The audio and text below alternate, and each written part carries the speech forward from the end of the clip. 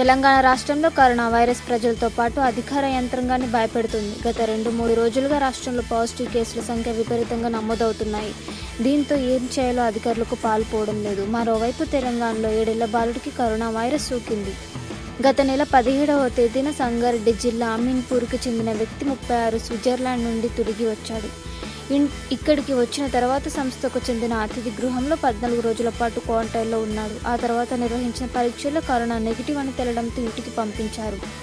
అయితే ఈ నెల 5-6 తేదీల్లో అతడి 7 ఏళ్ల కుమారుడు జ్వరం, దగ్గుతో బాధపడుతుండటంతో అనుమానించి పరీక్షలు చేయించగా ఈ నెల 12న కరోనా పాజిటివ్ అని తేలింది.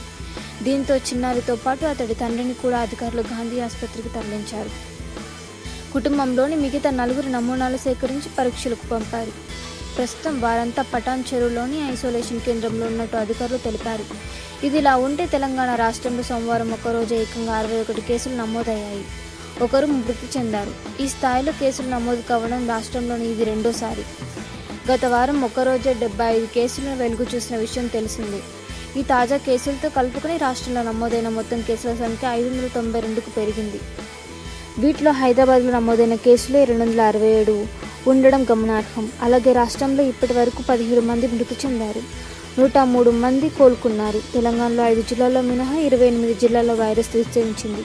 మరోవైపు వైరస్ తీవ్రంగా ఉన్న 246 ప్రాంతాలను ప్రభుత్వం గుర్తించింది. 6,41,194 ఇళ్లలో ఇంటింటి సర్వే చేపట్టి 27,32,644 మందిని పరీక్షించింది.